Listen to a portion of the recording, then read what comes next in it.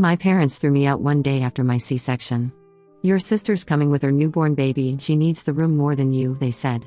When I confronted them, "I can barely move, Mom. Let me at least rest so I can move," my mother shouted while grabbing me by the hair. "You are moving fine. Now pack your bag and stop your pathetic whining and get out." My dad snorted, "Please get her out of here, it's making me uncomfortable." While me and my newborn walked outside, my sister looked at me and said, "Finally I can have the room all to myself without your drama." My husband pulled up, and when he saw the state I was in, what he did next left all of them in complete ruins. My name is Wendy, and what I'm about to tell you happened 6 months ago. It still feels surreal, but I need to get this out because the ending. Well, let's just say karma has a way of making things right. I was 26 when this happened, married to my husband Mitchell for 3 years. We'd been trying for a baby for 2 years, and when I finally got pregnant, we were over the moon. My parents, Suzanne and Philip, seemed happy too, or at least I thought they were. My younger sister Cheryl, who's 23, had always been the golden child, but I figured having a grandchild would be special for everyone. The pregnancy was rough. I developed gestational diabetes and had to have a planned C-section at 38 weeks. Our daughter Paige was born healthy, but the surgery left me in significant pain and barely able to move. Mitchell had to go back to work immediately after the birth because he'd used up all his vacation time during my difficult pregnancy when I was on bed rest. Since I couldn't be alone with a newborn while recovering from major surgery, we arranged for me to stay at my parents' house for a week.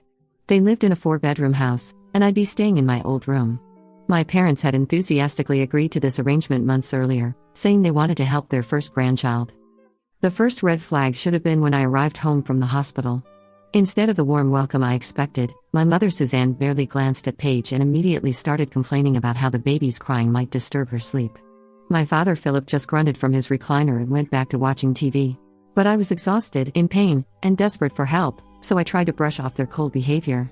I spent that first night struggling to breastfeed Paige while trying not to tear my surgical incisions. Every movement sent shooting pain through my abdomen, and I could barely get up to change her diaper. The next morning is when everything went to hell. I was in bed, trying to get Paige to latch for her morning feeding, when my mother burst into the room without knocking. She was already dressed and had that determined look on her face that I'd learned to fear as a child. "Wendy, you need to pack your things. Cheryl's coming over with baby Jaden today, and she needs this room more than you do." I stared at her, thinking I'd misheard. "What?" "Mom, I just had surgery yesterday. I can barely move." "You're moving fine," she snapped. "I've seen you walking around. Stop your pathetic whining and get out." I felt like I'd been slapped. "Mom, I can barely move. Let me at least rest so I can move properly."